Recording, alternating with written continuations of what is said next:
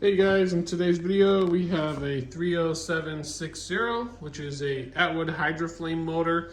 It also fits some of the Dometics. I'll post down in the description where you can buy this and also all the different model numbers it fits, but let's show you what it comes with. This is something I stock and sell. If you guys need them, you can buy it from me. I'll post the link in the description. So it has this nice little foam gasket that comes with it. The connections are already on the wires. This is an OEM brand. So as you can see, got the serial numbers on it.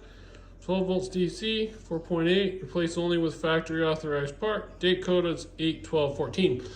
These are getting harder to buy because the HydroFlame motors, they don't make the HydroFlame furnaces anymore. So the date code on these will be old. This is a new motor. It's just something that we have in stock, and we kind of hold on to them in case one day they stop making them. So we'll still have enough to phase out the furnaces an additional year or two. But if you guys are in the market for one now, we do sell them on our website. I'll also post links where other people sell them. And until next time, be sure to subscribe. Thanks for watching. Comment below with any questions you have. And I appreciate each and every one of you who have supported my business so far. Thanks and happy RVing.